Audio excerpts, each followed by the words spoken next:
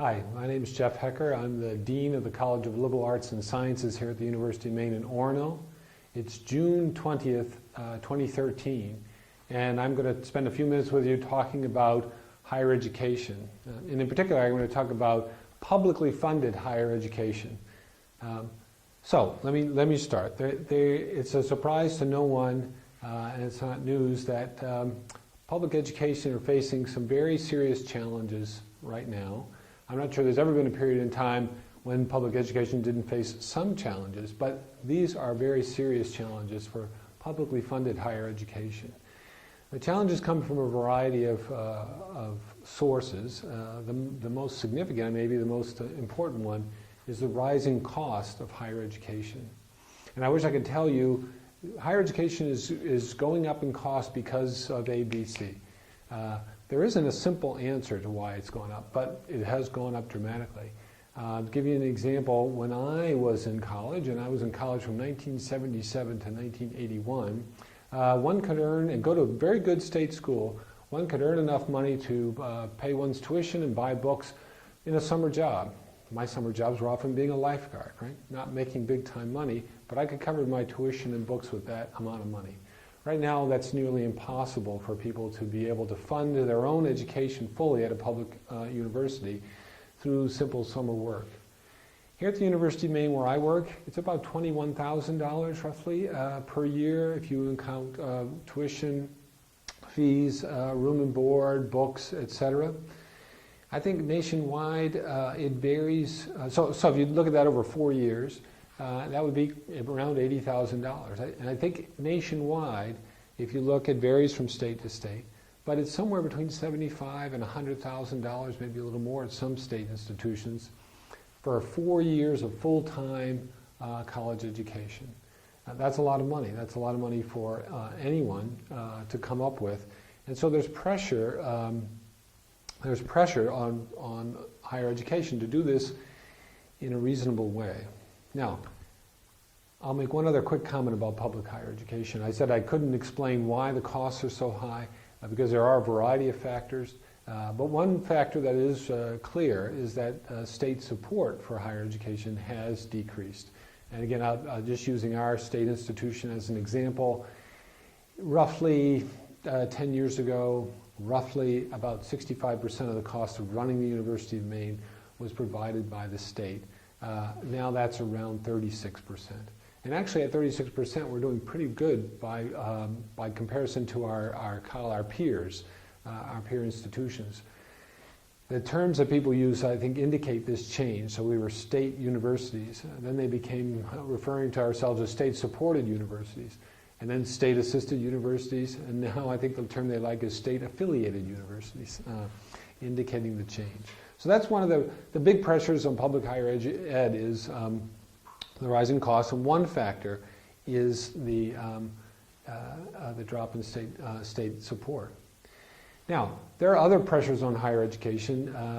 We all know that information is now so easily readily available online, and education is available online. And so there are private for-profit universities that advertise aggressively for students and offer an alternative to coming to a public higher education. There are also MOOCs, right? Massive open online courses that students can take at no charge.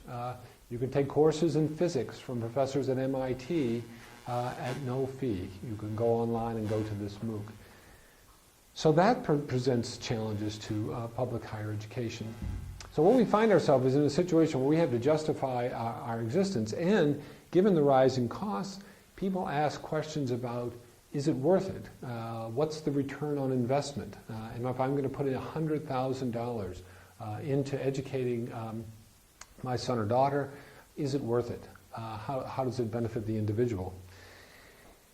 Now, as I mentioned, I'm the Dean of the College of Liberal Arts and Sciences, so one of the most common questions I get from a parent is something like, well, what can my son, daughter do with a degree in fill in the blank? So it might be psychology, English, history, math, because the question is all around return on investment. And that's an important question if you're going to look at these kinds of funding. So in higher education today, the discourse has shifted pretty dramatically, if you look back over even, say, 25 years, toward job preparation. How are we doing in terms of preparing people for the job market? Are they employable? Will they be able to get jobs? And two, are we educating them in the areas that they need, that the country needs or the state needs in terms of employment? So the euphemism now that's used is called alignment. How does the educational curricula at a public university align with the state's needs? How does it align with the jobs that are available? So there's been this increasing focus on jobs and job preparation as an important part, and for some people, the only important part about higher education and the purpose of higher education. Now, there's a couple of consequences of that. Some of it, as I said, is this question that parents ask, and again, it's a reasonable question. Another consequence is there's been pressures in different ways to focus on areas in higher ed that lead to jobs, immediately upon graduation. My area of discussion today is public higher education, and there are some state legislatures that are asking that question, saying, well, should we fund education in areas that don't lead to jobs is the concern. Florida is often a leader in this kind of discussion. Their governor said famously something like, how many more anthropology majors do we need here in Florida? Now, an interesting aside, apparently his daughter was an anthropology major, and it led actually to some very interesting discussion about all the interesting things that anthropology graduates are doing for the state of Florida, but that's another area of discussion. What I wanted to focus so what I've talked to you about so far, I consider sort of laying the groundwork for some points that I'd like to make. There's this focus on job training, and that focus has looked, or that as one consequence of that is to look more narrowly at what colleges and universities ought to be doing. The acronym of the times is STEM. There's a focus on science, technology, engineering, and mathematics. And we certainly need quality education in science, technology, engineering, and mathematics. There's a lot of data about the United States in general falling behind other nations in terms of producing people with degrees in those areas. And there's been a call for, an alarm sounded, so that it's saying, hey, we need to do a better job. We need to interest students in that. We need to do a better job preparing them in middle school and high school to be thinking about and have the background to pursue degrees in the STEM fields. And at the public institutions, we better be preparing people in STEM education. And that's all, those are all valid points. And I think that as a nation, we should be focusing on how are we doing in terms of science and STEM-related education. But there's a danger of that, I think, and there's a risk in focusing exclusively on STEM education. As I've mentioned, public support for higher education has decreased. So as it decreases, and as there's this focus on the STEM disciplines, again, very justified, the money has to come somewhere. And so where does it come from? Well, the other disciplines, and the ones that people are most concerned about, myself included, are the arts and the humanities, and to somewhat of a lesser extent, the social sciences. I don't think have suffered as much. But the humanities actually have suffered, maybe a strong word, but they have not been supported at the level that these other areas have. And I think that's a concern for us as a society. I think it's a concern for me as an educator, and concerned about this pulling away and not looking at STEM and arts and humanities, but looking at STEM instead of arts and humanities. Right? So it impacts the way we go about teaching these other areas. It impacts how students' interest in these areas. It impacts the kinds of the quality of people we can attract to work in those areas. So I'm concerned about that. So what I'd like to do is just make a couple of arguments in favor of education in the arts and humanities. And I'll focus probably a little more on the humanities as I go along, but I'll make some parts about the arts as well. So let me start by laying a little groundwork about that. What are the humanities? So when I ask my friends, colleagues, faculty who work in the humanities, they love to give answers like the humanities are what give quality to our lives. The humanities are about what it means to be a human being. I think that's probably my favorite answer. But that is the area of discourse. The area of discourse in the humanities is understanding the human experience. And it's not a single way of understanding the human experience, but it's looking at the human experience through a variety of lenses. So that's the broad definition of the humanities. The sort of narrower or more concrete definition, it's the disciplines like philosophy thinking about the human experience. It's about literature, languages, history, cultural studies, areas that are on the sort of borderlines maybe of the humanities. We might include anthropology, particularly cultural anthropology, clearly. Some of the social sciences, psychology, sociology, are not traditionally considered the humanities, but some of the areas that they study clearly drift in to the humanities. So those are the areas that I'm talking about when I refer to the humanities. The arts, of course, are a little more obvious. It's the performing arts, music, theater, dance. It's the visual arts, painting, sculpture, drawing, printmaking, etc. Why are these areas important? Why should we care? If we're interested in the return on investment, why should we care? So I'm going to talk about why we should care. Why, when I say we, why, again, my area is public universities, why the public should care about supporting these areas. I'm going to talk about it in two ways. I'm going to try to make two arguments for that.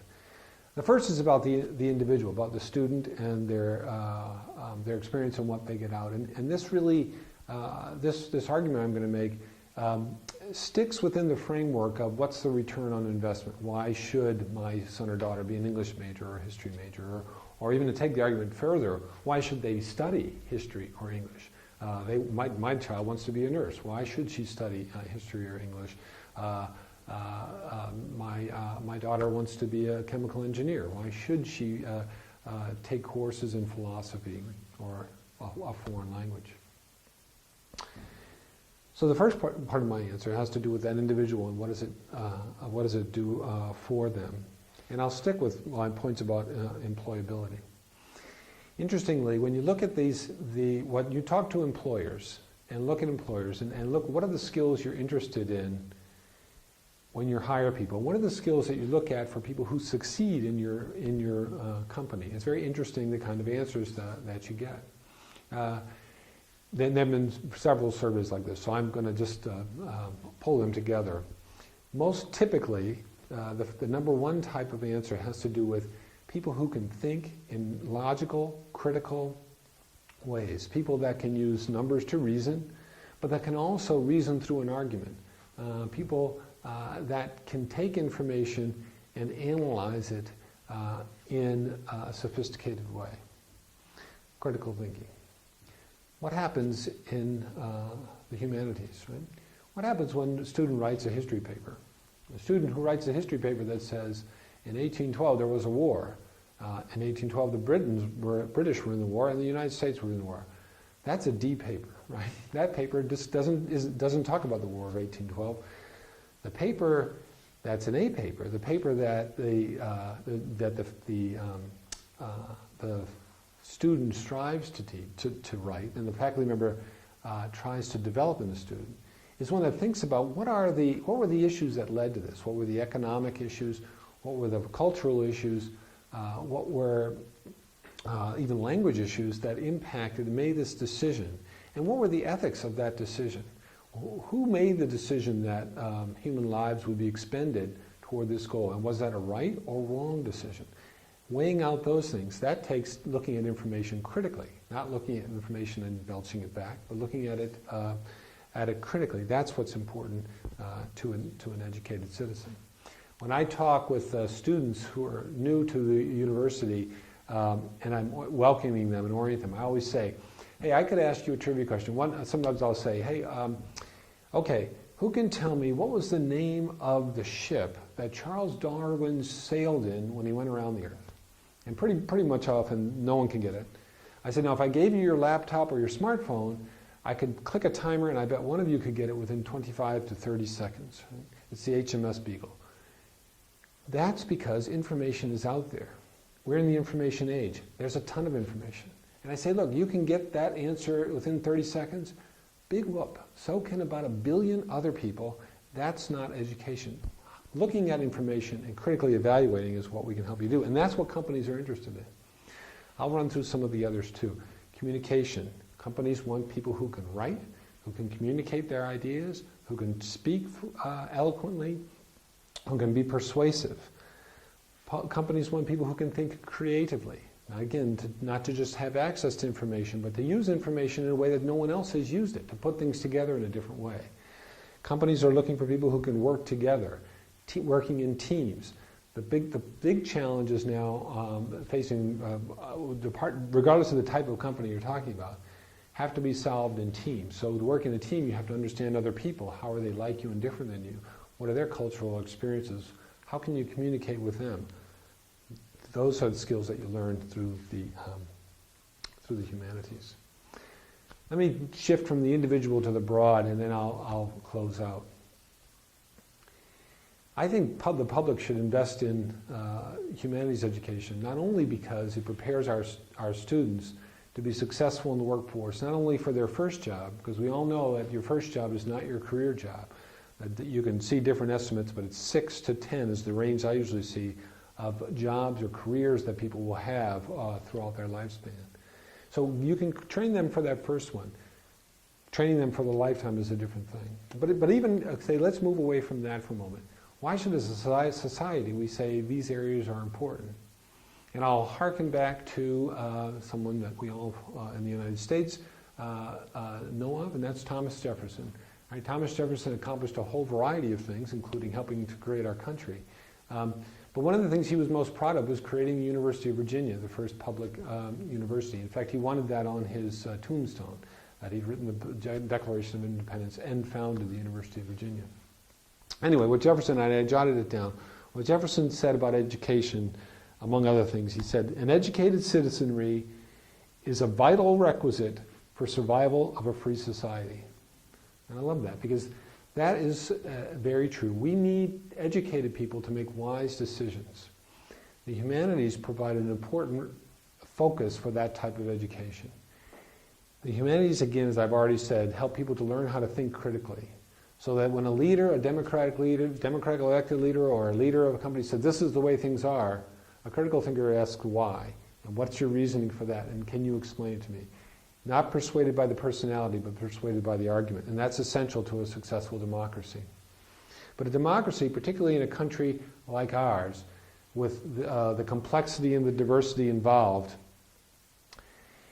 we need to be able to understand other people's experiences. Right? So if I'm interested in rural poverty, for example, and I read a bunch of statistics about how people who grow up poor in rural areas have higher teenage pregnancy rates, smoke at higher levels, have higher levels of obesity, and are less successful in the job market, that's fine, I get that information. If I read The Beans of Egypt, Maine, I understand that in a whole different way. I understand that experience of being rural poor in a different way. And I think that helps me to be an empathic citizen who can participate in a democracy with people who've had that type of experience. One other way, again, that I think it's important for a democracy, that people have an education beyond the job training. If you think about history, and you think about where we are in our context for our experiences, if you don't have a view of where you've come from as an individual, but also as a society, the things that we've gone through, the steps that we've taken, the changes that we've experienced, it's hard to understand the human experience now. If you look at race relations in the United States right now. And one might say we have an African American president, everything is fine, right? But that's a very narrow view about the relationships among races. Expand a little wider, it was only 50 years ago that African Americans couldn't drink from the same water fountain or use the same lavatory as Caucasian Americans. Go back further, and of course we have an ugly scar of history, of slavery in our history. So putting our experiences in context historically is essential for understanding things. So I will close by saying public education is facing extreme challenges today, but I hope we don't respond to those challenges by eliminating the things that might seem as peripheral, but I would argue are central.